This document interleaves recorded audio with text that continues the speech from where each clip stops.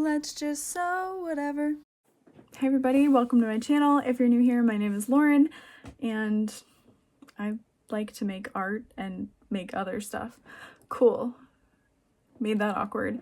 So in this video, I'm going to be showing you guys kind of the basics of designing your own fabric.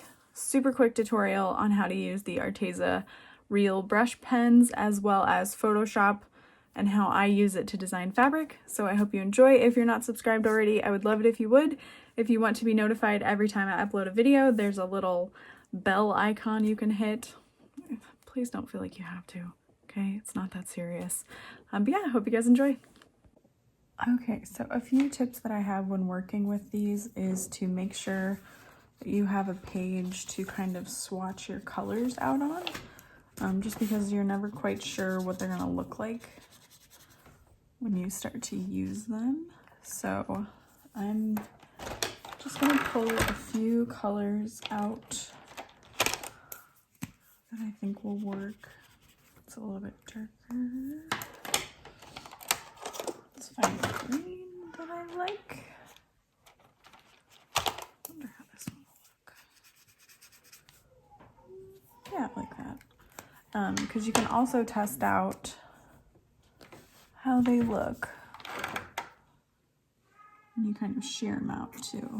So you can add some water to the paper, kind of blend them out, see what they look like blended together. It's always helpful to have a little paper towel handy. So you can see how they kind of look sheared out. And then I'm gonna grab a bit of a pink.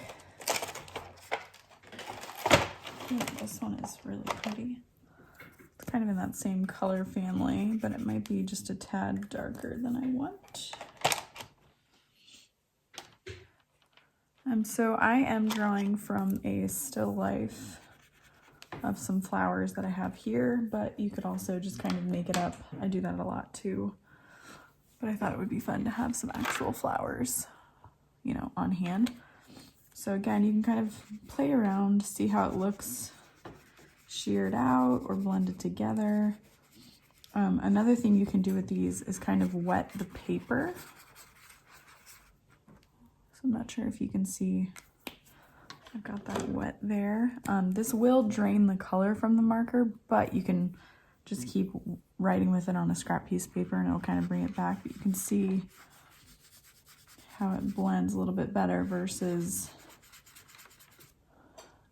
all at once. So Arteza does have a video on their YouTube showing all different ways to use these, and it was really, really fun to watch.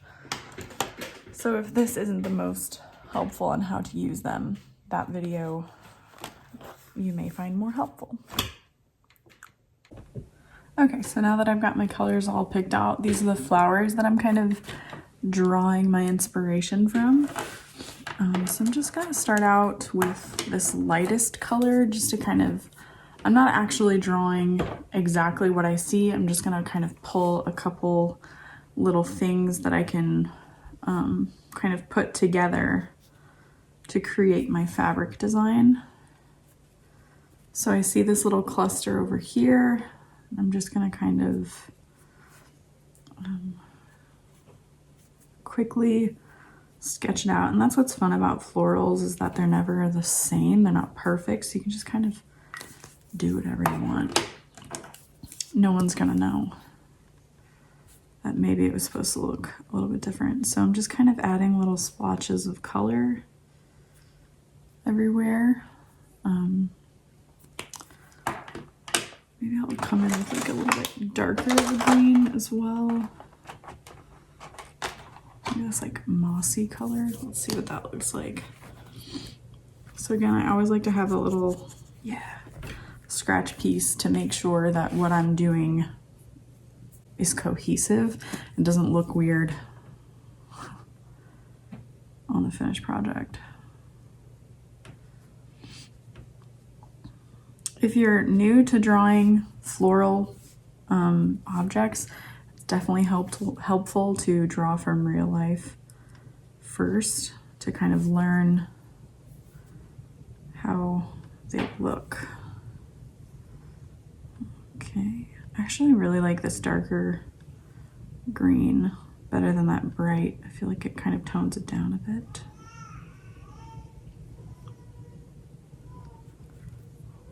Dad's putting Dorothy down for a nap. We're all fine. She's resisting. You can just kind of use these as markers. You don't have to go in with the water pen, but it creates some really cool effects when you do. So I'm just gonna add hints of pink into these as well, because there are some pinks within the peaches. You can kind of make it up too. It's always fun. So these are little buds. Dear bud.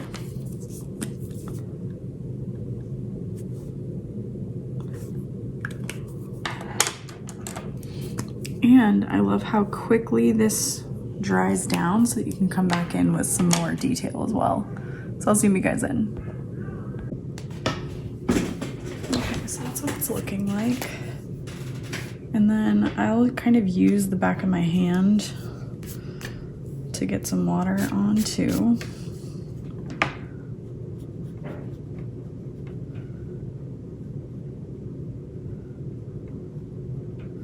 And then you can see there's like green on the tip of that, so you can go in to darken up in another area, or just kind of create a really light effect for like little stems or something.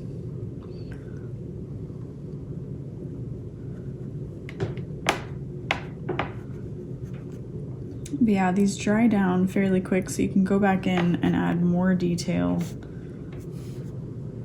after it's dry as well.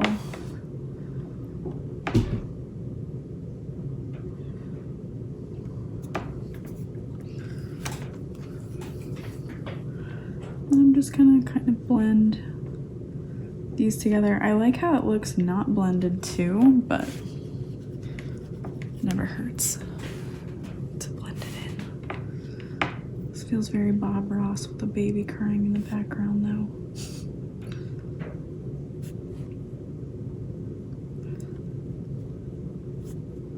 So I think it's really important to kind of go into this with not low expectations, but for the first couple times you use them, just have fun with it. Like, don't expect everything to look incredible. I have a sketch pad full of like rejects, but I had fun while doing it, so that's the important bit. Okay, so I really like how that looks. I added a little wet spot here, and I'm gonna add this darker color. And you can see how it blends in and fills that space.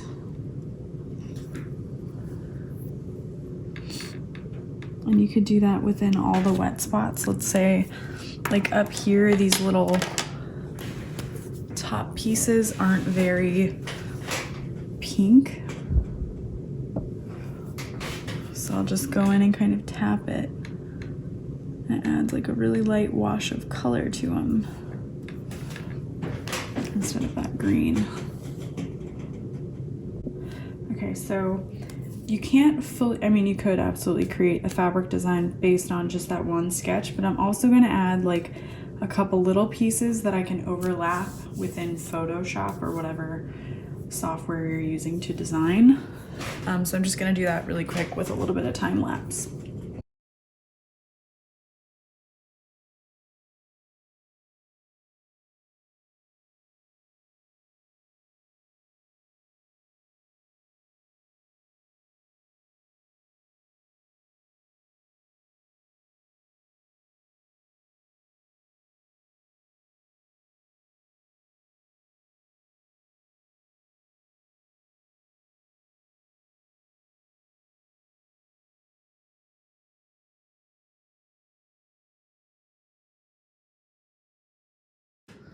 Okay, so there are the little parts of the fabric design finished. So I'm just gonna take photos of these with my iPhone and upload them to my computer. Okay, so here I have them in Photoshop. I took 2 different photos. One with the brightness kind of changed. I can zoom in to see which one has like more detail. They kind of seem about the same, honestly. So I'm just gonna go with the one that's brighter for now. And you can kind of adjust the brightness and contrast even more. You can make it darker. Okay. And then I'm gonna open a new file. I usually do a square, so I'll do like 8 inches by 8 inches with a 150 pixel resolution. View, new guide. I like to go 4 inches vertically. View, new guide, 4 inches horizontally. So this is creating squares so that if I wanted to, when I want to change this up, I'll be able to, more or less. So I have a drawing tablet that I use to kind of cut out these shapes from the background. They are gonna have some texture, and you can't, well, I mean, you can, but I don't really mind it. I think it kind of adds some fun, I mean, literally detail and texture. So I'm just carefully tracing along the outside edge of these pieces. You want to catch as much detail as possible. You could always bring this, like bring detail back into it if you wanted, by using your tablet.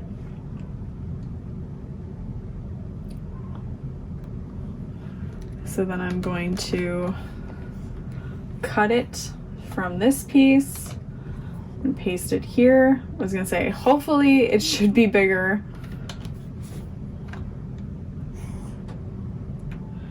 You always want to start with an image that's bigger and either make it the same size or make it smaller so that you're not making something small bigger and losing resolution. Not your New Year's resolution, just in general. I may or may not use this one. It's a little suggestive looking. I realize that. We'll see though, we're just having fun. Oh, crap. I got this new computer monitor for myself, and my tablet, my drawing tablet, is older and doesn't quite equate with how large the monitor is. It's fine though. We make do, right? It's definitely a first world problem situation. Okay. So I'm just bringing in all these elements. I may not use them. I'll probably duplicate some, make them smaller, repeat them, and just have fun, you know? So I'm gonna go ahead and crop this now.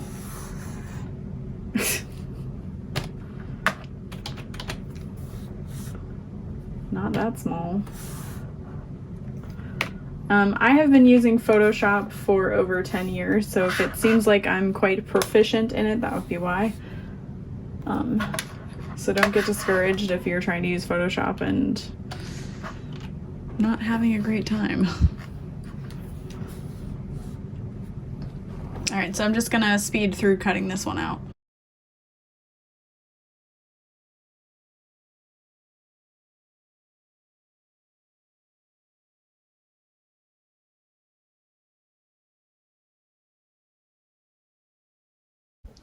Okay, so now I have all of my elements into this little square, and you can use your color dropper to kind of have fun with the background color. I'm gonna see kind of what it looks like with this deep green. It's kind of fun. You can see the white outline around each piece. You can kind of gently erase it. I'm not going to be showing you that in this video just because that will make for a very long video. but if I were going to make this a fabric I was going to sell, I would definitely take the time to erase that background. Okay, so let's see. I'll kind of lay things out. You can rotate them, size them down. You could even change the colors. Or you could flip it horizontally, vertically, or rotate, that kind of thing. So I would say, like, this is a fairly decent repeat. So now you can go to edit, define pattern, and then open a new file. And you want this file to be much bigger than the current 8x8. So you still want the resolution to be the same, but we want to make this maybe 20 by 20 so that we can see what the repeat is going to look like. So then I'll go to the paint bucket and select pattern, find my new pattern, and then fill. So you can see the repeat. It's pretty cute. So this would be very basic, and I mean, it's fine, it's simple, but what I'm going to do now is duplicate the top layers. You could do it multiple times, it's not gonna hurt. And then I will go ahead and merge those layers. So then I have all these other pieces as well that I can move around and play with. I'm gonna go ahead and hide the extra pieces right now. So I just hit the little eyeballs. And I'm going to use these little square pieces here. I'm gonna hit I'm gonna cut it from that layer I merged. So Control X, Control V. I'm gonna place this in the corner, and you're just gonna like basically shuffle every quadrant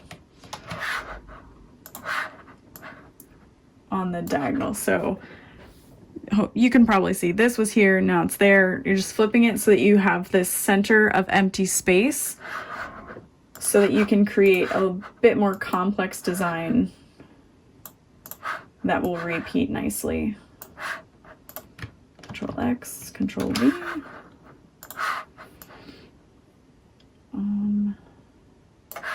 And then this last one, I don't actually have to cut, I can just move into the next one. So you want to make sure that it's right up against the corners of every piece, otherwise it's going to look very strange.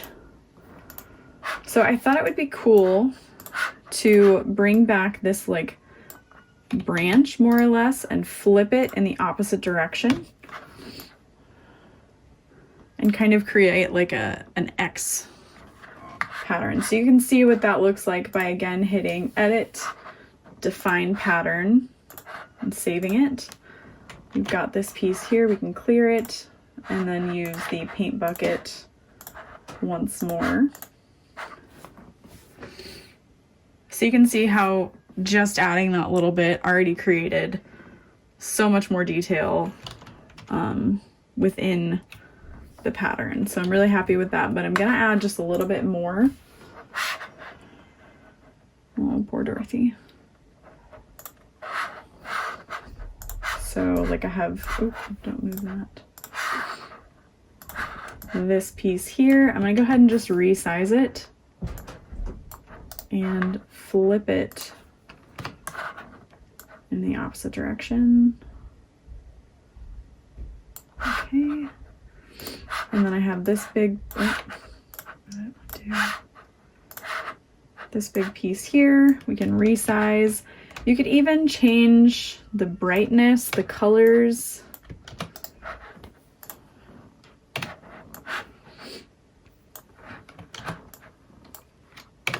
So let's go ahead and do that. For this one, image, brightness, contrast, I'll just lower the brightness.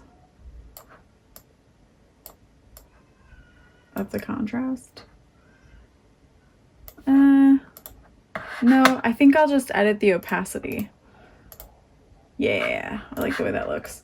So editing the opacity means you're shearing it out basically, and you can see the background through it.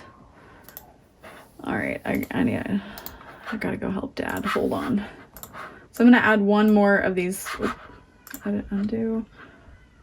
One more of these flowers, sheared out and smaller within the background. Shift.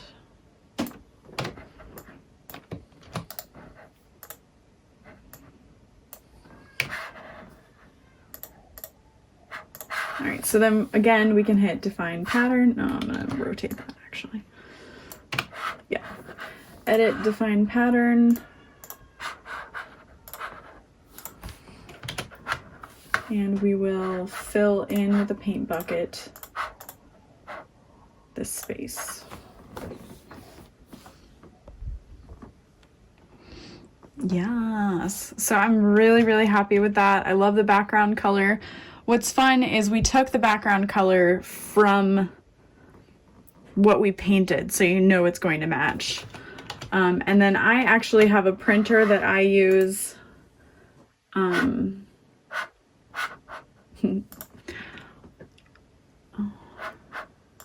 was making something for my brother-in-law, but you can go to spoonflower.com. This is a US-based printer. So if you're wanting to order small pieces, this is a great place to go. And you can just upload your design after we save it, of course, because I didn't do that. You don't want to save the practice fill layer. You want to save your 8x8 square. So we'll go ahead and save this. Okay, so we are uploading. We saved it as a JPEG. You could save it as a PNG if you wanted, which is just gonna have like a clear background. Not really necessary when you're uploading it as a fabric design, in my opinion. But now you can see that's what it's looking like. You could change how it repeats. However, if you designed it as a square, it's not going to be seamless. Yeah, hopefully you can see when we selected half drop, sorry, it got really grainy, that repeat is no longer seamless. Same with half brick, you're going to see that line. So if you want to half drop it or half brick it, don't design it as like a square the way we did, where you transpose the corners. Anyway, you could also do mirror, which is going to be a seamless repeat as well. It's just going to look kind of funky. So we'll just do basic. One of my favorite backgrounds used to be the linen cotton canvas. They've kind of changed how it's printed, but they have a new recycled canvas, so I think I'll just go ahead and try that. You can order a test swatch, so this would be an 8x8 square, and you can see that that's our original square, so we want to make this a little bit smaller. But what's nice is they give you a preview of what an 8x8 square would look like. So I'll go ahead and order a fat quarter of this because that's usually enough to make a bag. So I'll hit add to cart. You'll want to make an account if you plan to save this. I have an account. I don't feel like logging in. I used to be a Spoonflower Pro member, so if you design your own fabrics a lot, it's not a bad idea to be a Spoonflower Pro member, but it's kind of expensive, so I'll go ahead and check out. All right, you guys, so that is pretty much the basics of designing your own fabric. I hope you found that helpful and fun. If you do decide to purchase any of the Arteza products, I do have an affiliate link, which means I get a small percentage of the sale. Please don't feel obligated to purchase. These are great art supplies. They're very affordable, but you can also use stuff you have laying around the house, so don't ever feel like you have to buy something, I guess. I'm really excited to get this fabric from Spoonflower. I haven't tried their recycled canvas. I know not everyone is a fan of Spoonflower's bases or the way they hold up, but I've made tons of bags with it.